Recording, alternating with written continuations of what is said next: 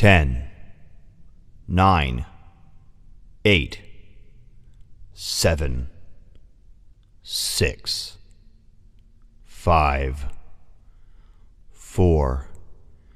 You're getting sleepy. 3, 2. Your eyes are heavy. 1. Blast off! Good morning, afternoon, or evening. Welcome to IdiOtBlog 368. I am your host, Idiot Burns. Today, we're going to listen to a lot of different kinds of artists. These artists are found while I browse across all the reaches of BandLab. We're going to talk about putting effects on your tracks. I don't know how many effects we're going to get through. We go over these and we talk about them in different ways, and I talk about different ways I use them and different things I do to get things going. And then I'm going to try and move my hands right now and have fun with it. But we're going to start with the equalizer. Different ways equalizer can be used, and different types of equalizers, and specific bandwidths that are really important in the equalizer game. We're going to talk about when you want to use it and how to not have to use it. We're going to go to compressor next. We're going to talk about things like ratio and slope, attack time, gain, threshold, release time. And we might even talk about limiters, and we'll see what happens in the show. There are tons of things to talk about when it comes to effects. BandLab has them all, and then there are other DAWs where you can get even higher quality effects. Not that there's really an issue with anything you find in BandLab. It's actually quite awesome. So, this track is Happy Days. Artist is M Dome out of Turkey. I'm going to have the blog follow him. His username is @EMDOME.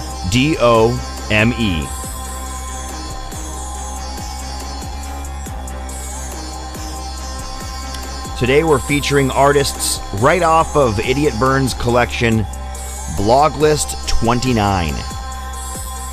Some of these artists will gain, or will garner, or will come into effect with a full blog at a later point, but today I just wanted to have a multi-artist feature. So let me tag this artist, share to the feed, and let me go.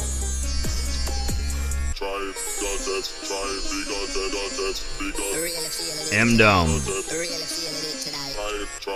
There we go.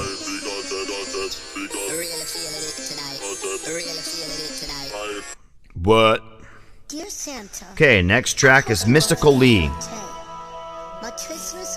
A COVID kind of Christmas.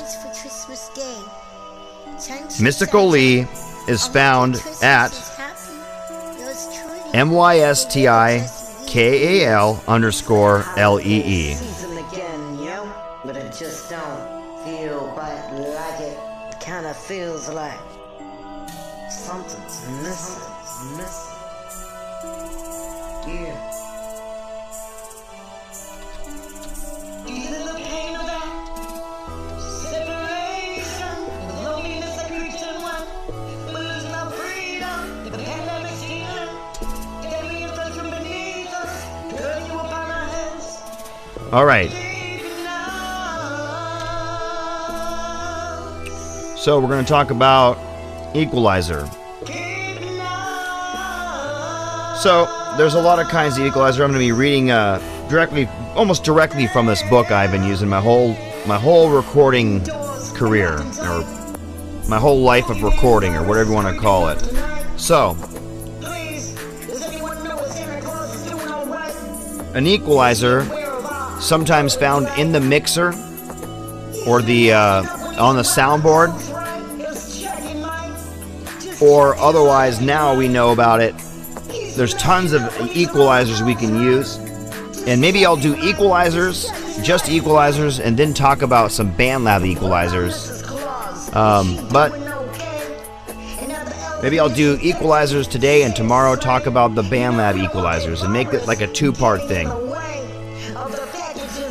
Okay, but let's start off with this. With effects, your mix sounds more real and produced, and less like a bland home recording.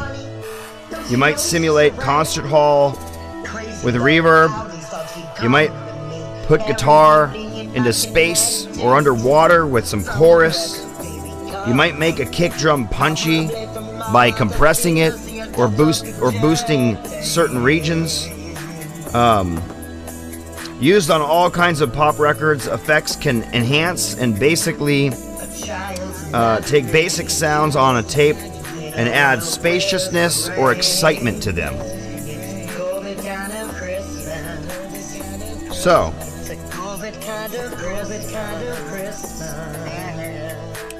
to add an effect to a track, in BandLab it's pretty simple. You go into the track and you look for the little FX symbol, and you can browse through all kinds of effects by customizing the effects. And I'll get more into that maybe in a different blog, but we're going to talk about the basic effect, what it is, and how it's used. Again today, we're going to talk about equalizers while we listen to the blog list number 29. So, equalization lets you improve on reality. It does not replace getting a good tone on your guitar to begin with, but it can improve your best guitar tone. Even your best guitar tone can be improved with some equalizing. It could help you sit in the mix, or it could help you jump out of the mix. An EQ, a properly done EQ, can make it sound more natural. For instance, you can remove tubbiness from way too close of a mic, and remove the tubbiness by scooping out some of that low mid or low area tones. To understand how the EQ works, we need to know the meaning of a spectrum. Each instrument or voice produces a wide range of frequencies, not just a single frequency. That's called the spectrum of its sound spectrum, right? The fundamentals and harmonics. The spectrum gives each instrument its distinctive tone, quality, or timbre. If you boost or cut certain frequencies in the spectrum, you change the tone quality of the instrument. Heck, you can even make a guitar solo sound like a trumpet solo if you do it in certain ways. EQ adjusts either the bass, the treble, or the mid-range. Sometimes I refer to them as the low mid or the high mids. I usually think of it as 4 regions, but sometimes I think about it in 3 or 5 regions depending on the instrument I'm thinking about. And that comes with lots of experience. So, for example, if you boost something centered in the 10K range, that can make a percussive sound that's bright and crisp. A cut at that same frequency can dull the sound and kind of pull it back out of the mix. We have a few different kinds of equalizers. The most basic types are just low-fi filters, or low filters, and high filters, LF or HF. You'll see that, an LF EQ or an HF EQ, or you'll see something like that. Typically, those type have like a possibility of 15 cut or boost at frequencies that you would maybe swing or shift. In the low frequency, you'd want it, it'd be around somewhere between 200 or under. Maybe 350 or under if you're thinking about it in a certain way. All right, this artist is David Lee Rendon. Let's go ahead and put his tag here. At David Lee Rendon. Let's see, what are you under here? It's David underscore. Third. At David underscore Lee underscore Rendon.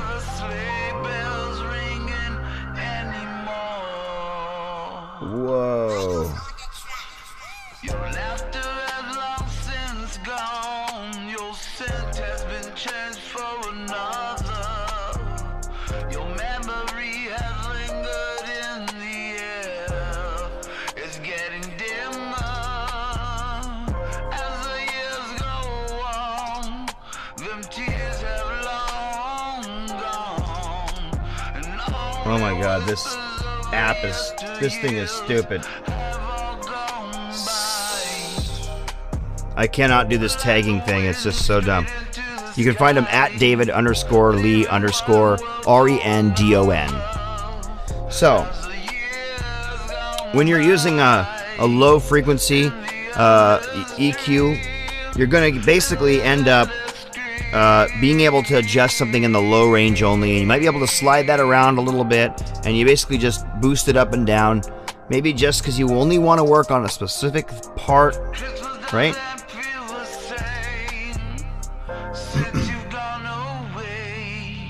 Why is there two of you? What are you talking about, dude?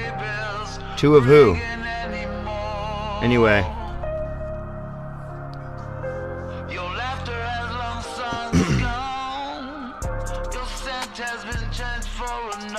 With the high frequency, it's usually around maybe 5K, 10K, maybe even 15K, depending if it's movable or not. And then it also has a boost of 10 to 15 that you'll be able to adjust. Why is there two of you what? What are you talking about? Two of me what? Two accounts? What are you talking about? Just tell me, Nick. I just want to know. I don't know what you're giving me an incomplete statement.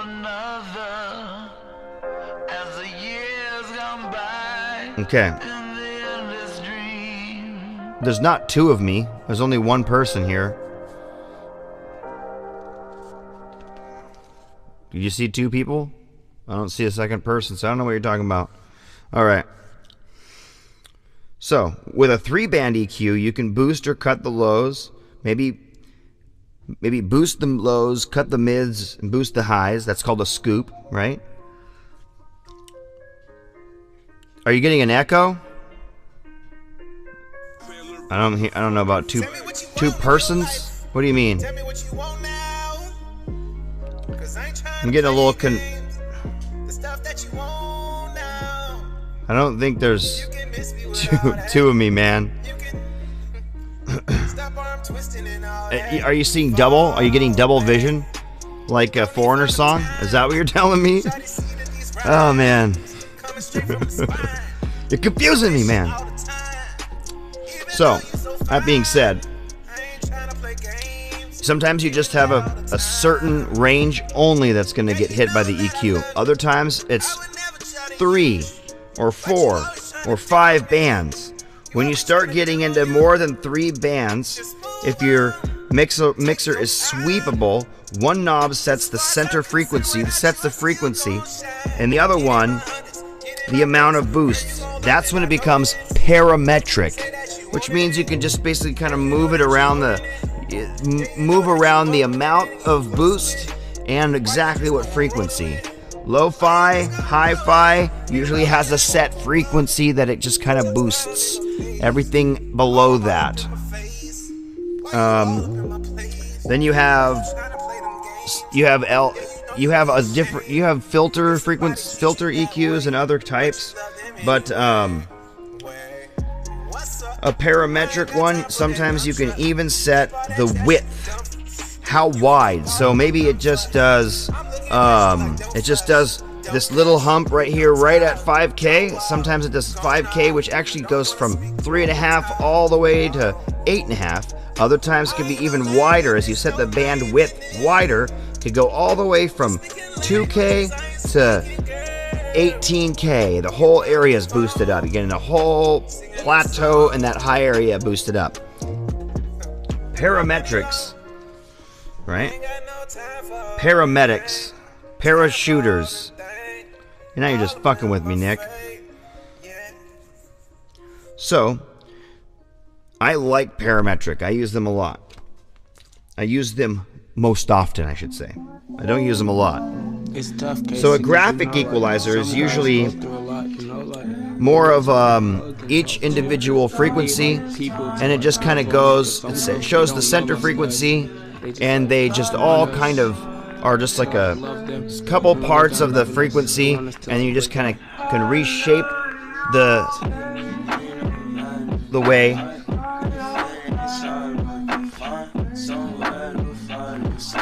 Half power points, not power points. Jeez, you guys are being crazy. You guys are on a Friday night, aren't you? Well, whatever.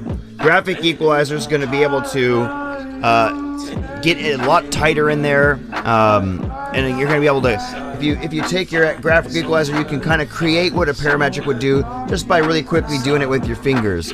Usually, sometimes some guy might have them right here in his rack unit. A guy might have it outside of the console, right? Come on, little baby, just ride through the store. Come on, little baby, just hold on my arms. Come on, little baby, just take my little hand. Take my little hand and I'll hold you forever and never again, 'cause I want the word. go. All right, artist we're listening to right now. Let's get a feed on that. Casey Cartel. You can find him at KACEYKARTEL.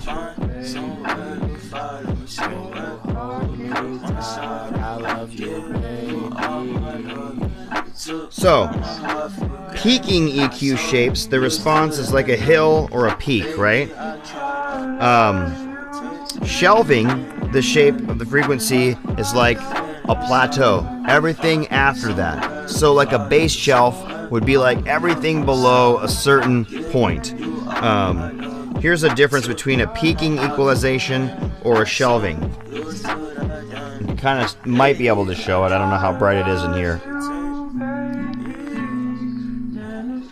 Can you see that? Shelving. Everything down here is boosted. Right here, just the area is peaked, like a mountain peak. That's a good way to remember it. Sing it, Casey. Yeah, like a bell shape. You, baby. So there's a couple kinds right there. So, if you were to say it's a low pass filter, it's actually a high cut filter. See, they kind of work inversely. So, using a low pass would be a good way to do a high cut and that kind of stuff. So, how to use EQ. Let's get into that. Now we just talked about some basic things, about some basic types. How to use it. This is what's more important. If your mixer has bass and treble controls, your frequencies are preset, right? But if you have the ability to use parametric EQs, then you can kind of sweep around what exact frequency it is, and you can actually be listening to the track that you're EQing and listening to how it's affecting it, and that's very important. You just want to sit there and kind of sweep it around and just use your ear. You close your eyes if you have to and just sweep that around and see how it changes the sound. This is like a real slow little effect going on here. It's pretty cool. Okay. And we're going to get into some specific instruments here in a second, but if you have those if you have knobs on a mixer, you would turn it clockwise to turn it up, and you would turn it counterclockwise to turn it down. And that's going to be the same in the virtual mixers right in BandLab. So,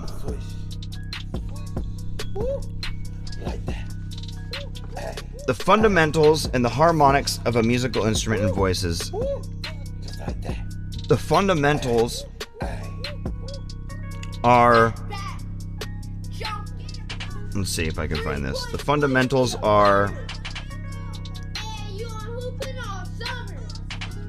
basically... The fundamentals are the tones that make up the meat of the instrument.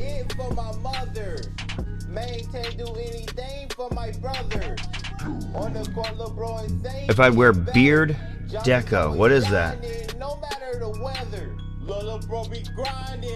Beard deco? Is that like a shirt that has a bunch of different beards on it? Is that, if I'm wearing it, it would be like, is it like a, I got a jacket on and it has a bunch of beards, and all over there's beards. It's like a white or gray material or a black material, but just different beards just all over it. Am I thinking like a Maj Podge of just beards? I don't know, that's crazy. So, not always is the harmonic multiples of the fundamental, but if you were to have some kind of instrument that was like a function generator, that would happen if you put it through a speaker into a room. So, you see what I'm saying? If you had a function generator that just exactly generated the hertz of it that you wanted, just beep. Oh, there we go. Homemade pretzels. I'm gonna have to let my wife know how these are.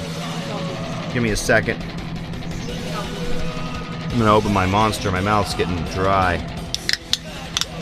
I can't hear a damn thing you're saying. Too salty. I don't care. No such thing as too salty.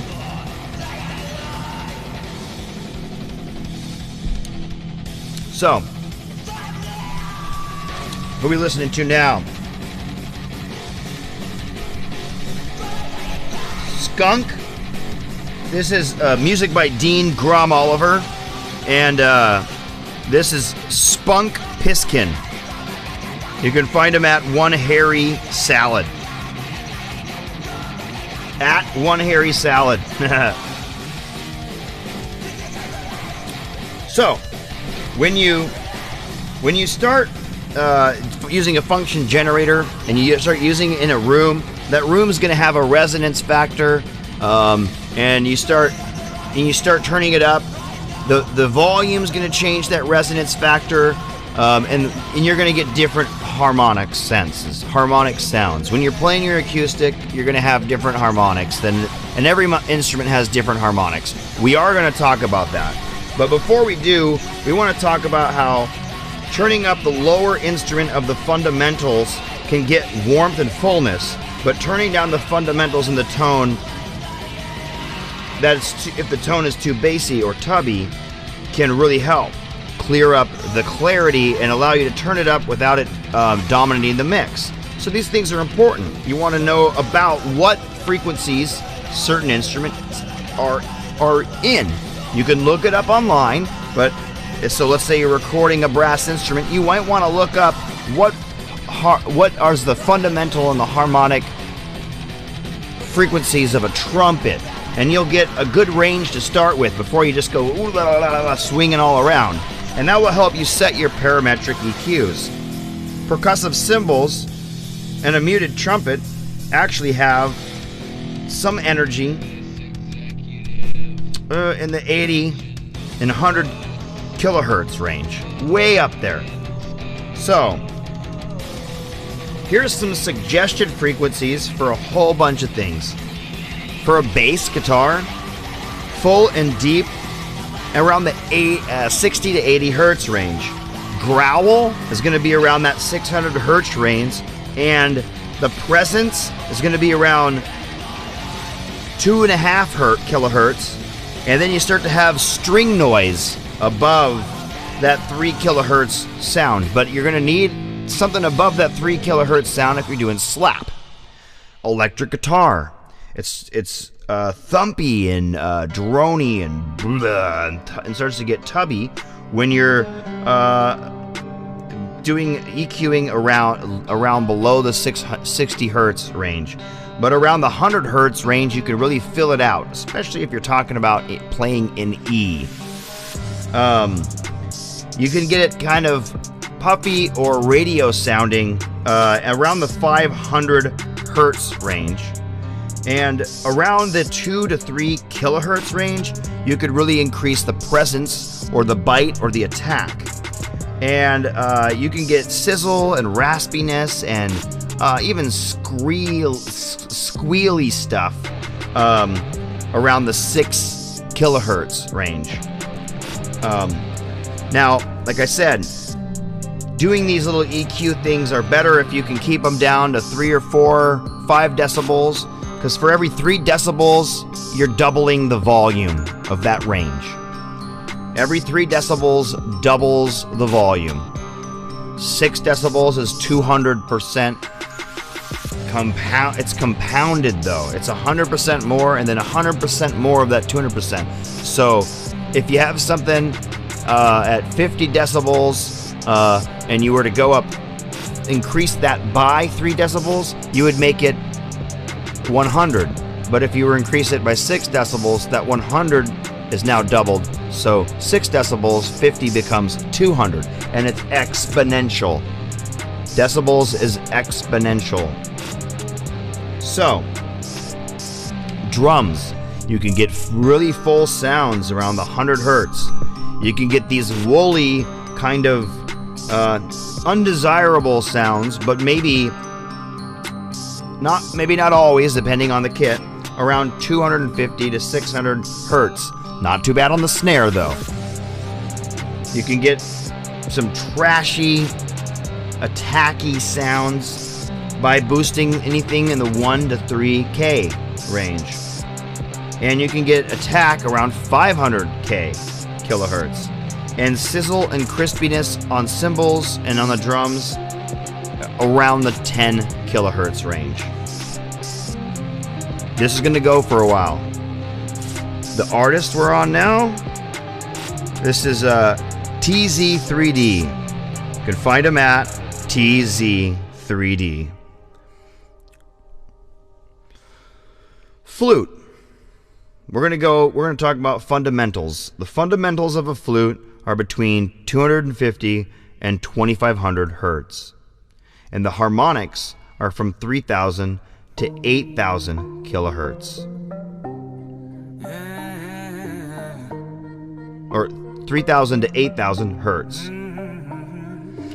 The oboe, around the same thing, 250 hertz to 1500 hertz. And the harmonics, just above that, at 2 to 12,000 hertz. Clarinet, 150 hertz to 1500 hertz. And the harmonics, 2 to 10,000 hertz. Bassoon, even lower, 50 to 600 hertz. Harmonics, 1 to 7,000 hertz. Trumpet, well, actually, I'll go to French horn. Ditto what I just said on the bassoon. Now, trumpet, ditto what I said on the clarinet. Around that 150 to maybe 1,000 with a 1 to 5,000 hertz.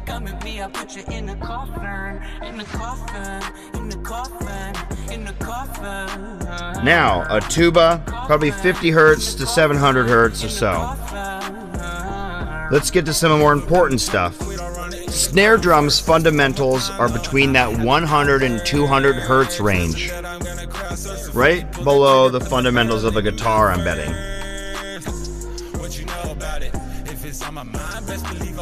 But right in the lower range of it. But the snare's harmonics start at 1,000 and go all the way up to 20,000 hertz. A kick drum, as low as 30 hertz up to about 150, maybe 200 hertz, depend how it's tuned. And the fundamentals, or in the harmonics, maybe 1 to 6,000 hertz. Cymbals, you're talking about 300 to 600 hertz is the fundamental, the whooshy part. And the crispy and the highs are going to be up there again in the 1,000 to 15,000 kilohertz range. On to electric bass. Electric bass, you're going to have a lot of tones between that 35 to 300 hertz range. And you're going to have a lot of attack tones and harmonics between 1,000 and 7,000 hertz. Now, who is this? This artist is Isaac the Goat, and you can find him at ISAEK.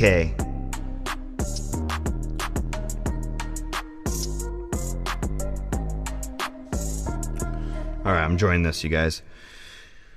Then, acoustic guitar is going to be a little bit higher fundamental range, between 80 and 1,000 hertz, with the harmonics going from 1,000 hertz all the way up to 15,000 hertz. Electric guitar, going to have a little bit wider fundamental range, between 80 and 1,500 hertz, with the harmonics being anywhere between 1 to maybe even 4,000 kilohertz. But an electric guitar direct out is going to have harmonics going way up to the 15 kilohertz range. So if you're doing direct, you're going to want to cut a lot of those out, or you're going to want to do a cut on those, which is a high cut filter, which can be achieved with the low pass filter as well. Okay.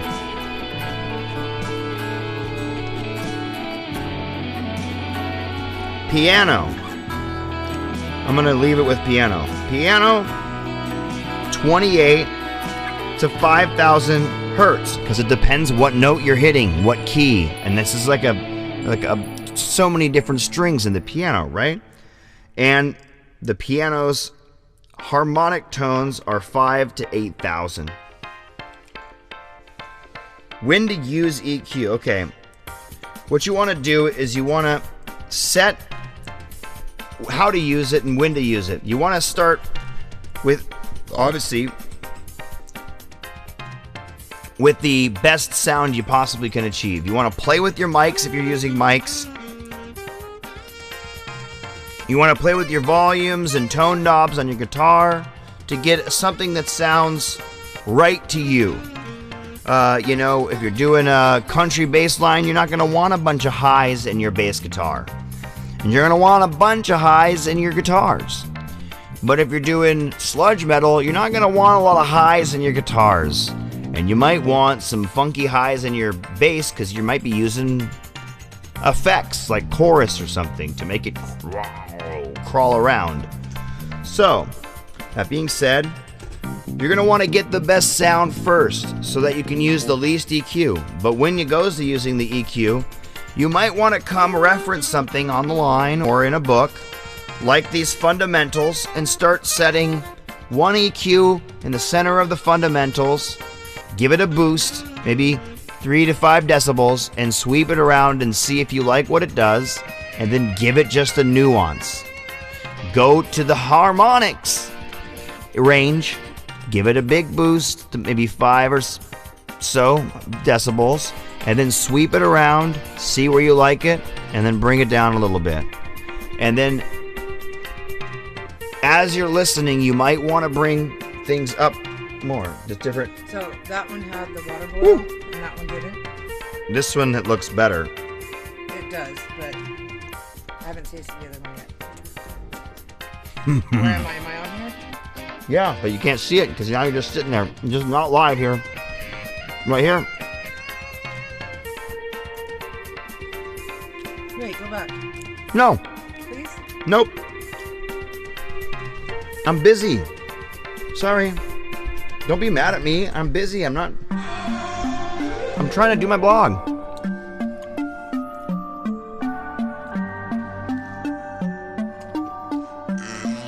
not trying to be rude to you or anything. I'm trying to read and do some random stuff here. I'm trying to be helpful to some people. Maybe a little bit, maybe not. Okay. I'm gonna give feedback. That one has a nice crispiness to it. It's really hot, this one. I can't even touch it. I gotta wait. I can't even touch the other one. Woo! Fingers are gonna burn. Oh, these are really good. That first one was perfect. Not too salty at all.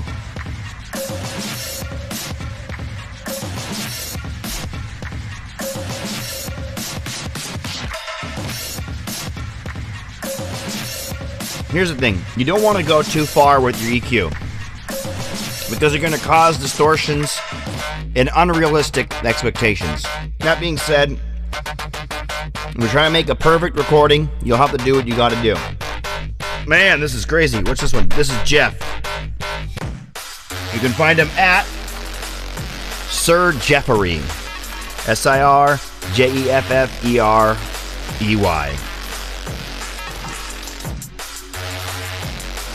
So exactly, it says right here, after I already said it, before using EQ, try to get the desired tone by changing the mic or its placement.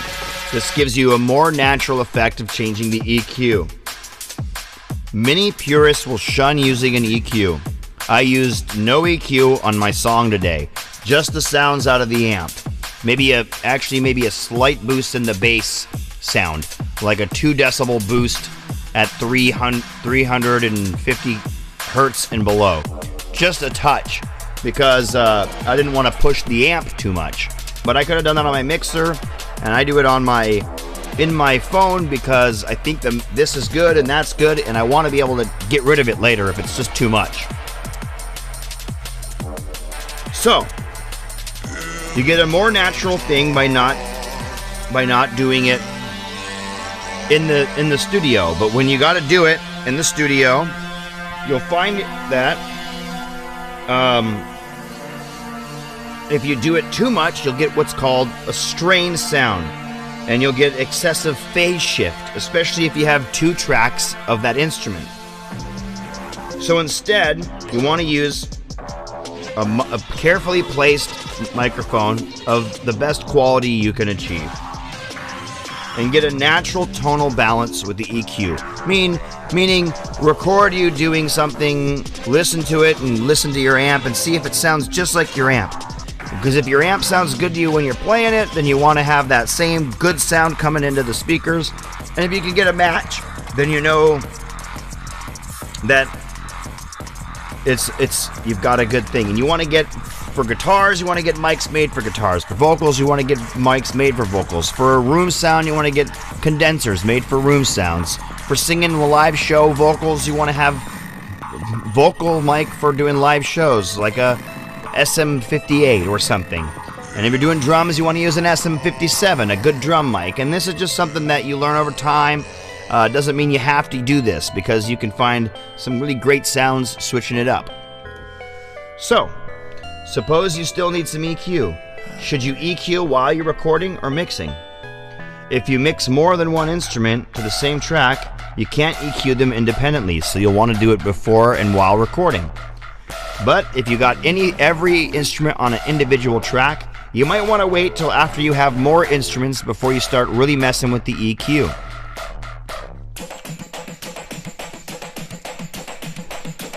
I'm just looking at these things here. So, ways to use an EQ to improve your tone quality, to make an instrument sound better tonally, to reduce sibilance by rolling off high frequencies, or on a direct recording to take the edge off of like an electric guitar, like a high cut. You could boost 100 hertz on a floor tom to get a fuller sound, because maybe it just kind of sounds too weak, that floor tom, compared to the high tom, or the 2 high toms, the high and mid tom, or whatever they are. Cut around 100 hertz to reduce the bass, building up too much in vocal harmonies. Maybe you would want to cut around 250 hertz on a bass for clarity. Just right around that range. Maybe 250 to 500 hertz you want to cut a little bit for clarity, just so it's more bass. Maybe you would want to cut everything above 500 hertz on a bass guitar to make it just the bass. These things would work. That would work great on reggae, right? Maybe extreme EQs could be used as an effect, but it also can make for interesting sound effects. Sharply rolling off the lows and highs can give you that talking through a telephone sound, otherwise known as that mid-tone boost. Boosting lows and highs can also help you when you're panning. Maybe you have noises coming in from the background, static or wind, and you'll have to use the EQ to cut that inconvenient sound. I don't even know what I just said. I just sound like that stupid ass nigga Beetlejuice when they told him to spell red. I just got left on red by a white bitch, but it's okay. What? I replaced her for an Asian bitch. She gonna cook me lo mein. And yeah, I'm talking about the noodles. I told this handicapped nigga, fuck you into noodles. He tried I'm trying the soft one. But now that I realize his fucking legs was, bro, his legs was. It's not as good. Oh shit. It's more like bread. You are. Damn, I shouldn't It's have not as taken pretzely. that. It's still just as good. Let me say that. Fuck him. Definitely just as good. Fuck that nigga. What the fuck? Let me pass the mic to my nigga Jay. Here you go, Jay. Psych! Yeah, Joe Biden is against the Bible. Yeah, Trump is suicidal on the low because his family don't like him. And that fat bitch Stink and his wife just want to divorce him. You want to know why he want to divorce him? Because this nigga Dingling has no source in him. He got a wee-wee. Have sexual intercourse. He got a little wee-wee. Seen that picture, bruh. This nigga Dingling has 24/7 remorse. Of course you wasn't expecting it. Black Lives Matter, nigga. Fuck what you rap. Black Lives Matter, bitch. Damn, Jay. Call me gay. Okay, there's something called the Fletcher-Munson effect. The ear is less sensitive to bass and treble at low volumes than at high volumes. That's why I like to go high volume, so I can be more in tune with what it is. So when you record a very loud instrument and play it back at a lower volume, it might lack the bass that it will have for somebody else who plays it loud. To reduce these effects, you may need to boost the lows around 100 hertz and the highs around 4,000 hertz when recording loud rock groups. The louder the group, the more boost you need. And it also helps to use cardioid mics with proximity effect to get you that bass boost and presence peak. And that's what I do. To make a pleasing blend, you may want to cut something that's interfering with another instrument. So you may want to pay attention to what other instruments' fundamental tones are, not for increasing the validity of that instrument, but to give it breathing room and to cut that tone a little bit out of the guitars if the bass isn't coming through enough without squeezing each other out.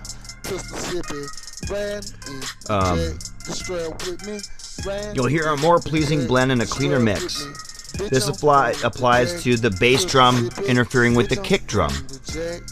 Sometimes you want them to blend together and you can't tell what the two are, and other times you want them to sit apart.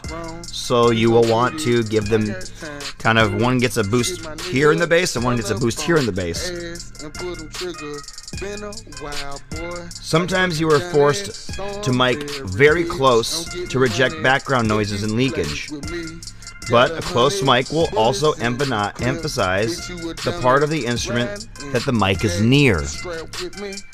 So for flute, that could really matter. This gives you slightly more coloring to your tone. But an EQ can partly compensate for that. So if I had to be this close to the mic so that nobody could hear the people behind me talking, because I got kids in the background, and then all of a sudden I'm dominating the mic, this would be some time where I might need to cut some of the highs out. or some of the lows out, because I'm getting proximity effect and there's more and more bass, and then when I get back here, it's a more even tone. Money get in, if a nigga play with me, nigga that's it, bitch. Shoot your ass in the face, holding your fitty. What the fuck you say?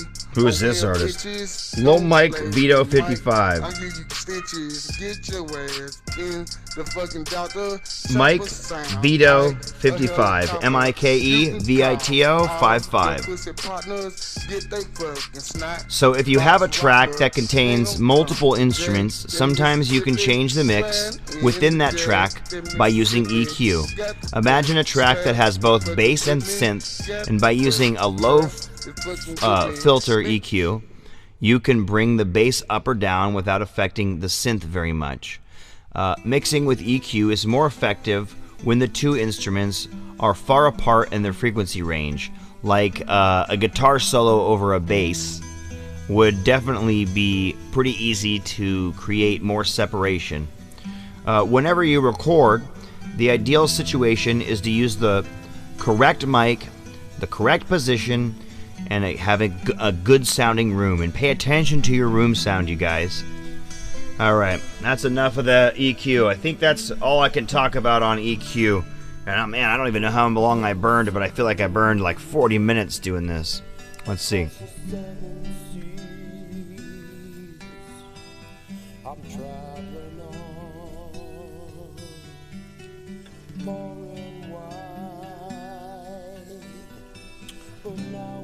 This is Wasted Years by C. Simmons. You can find him at FORGEHAVOC.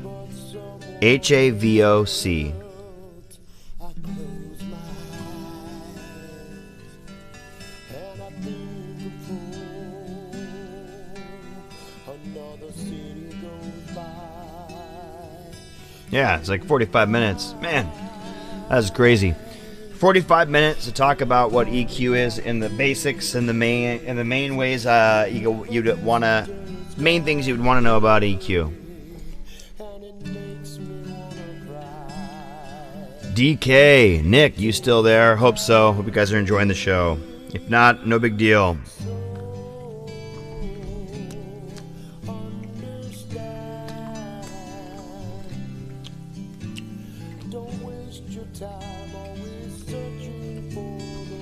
So I've been hearing some good news about Boeing bringing people back, bringing a bunch of people back this first quarter. They got to bring the people back to make the money. They have tons of orders. They have like 5,000 orders.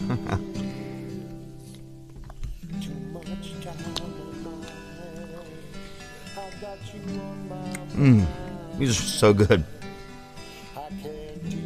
Homemade pretzels? This is amazing. I got lucky, you guys. Super lucky.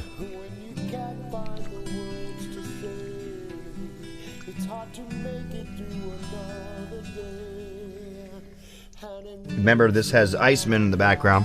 Iceman 714.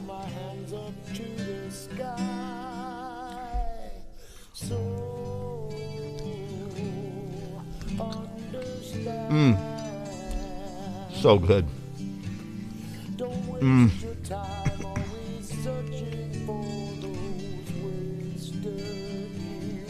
Hell yeah, this is sick. I believe this is Iron Maiden. I just never listened to him that much. I listen to Ice Earth way more than Iron Maiden. And that's probably not common among the metalheads, but hey. Now, people have told me I sound like Iron Maiden a lot. Well, thank you then. Because I do dig them whenever I'm listening to them.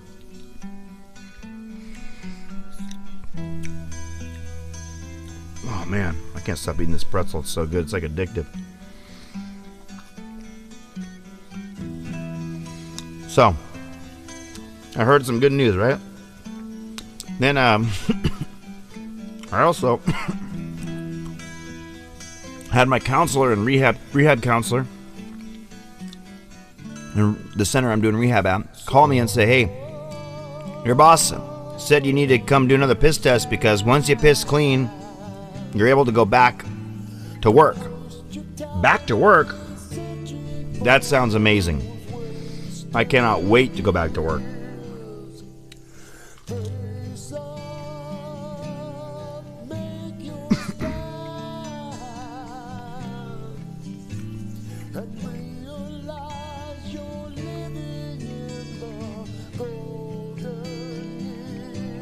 Woo! Man, that was a good track. The next is somebody I'm definitely going to do a full feature on. Issa Salma. I don't know if I'm saying that right. Might have to ask him before I feature him next time. Okay, here it is. This is The Reckoning. You can find this artist at shadow_of_the_cell. Shadow of the Cell. He's out of Finland.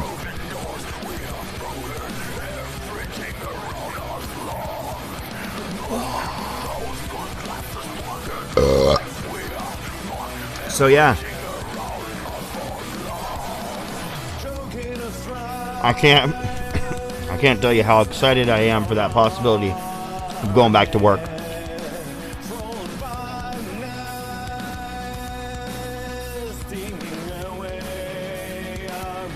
Another reason, one of them, it's not just money, it's not just busy, it's going to help that I go back to work and not go into layoff, because I do fear slipping and starting again and smoking again and then going back to work and not being clean in time.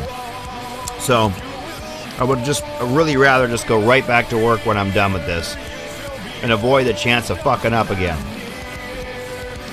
Because if I know I'm going to work and I know I'm going to be there every day, I know there's a chance every day of this routine testing going down. So please, Lord, bring me back to work.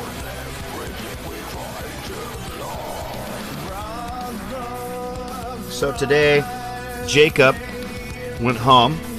My wife's second son, my son, I'll just have to say it that way, went home.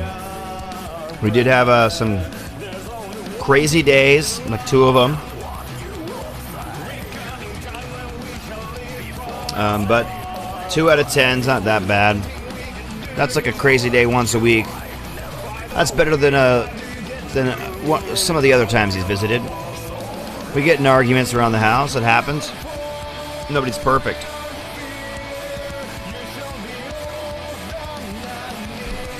I think it'd be more bizarre if people never argued. Might be peaceful, but a little bizarre.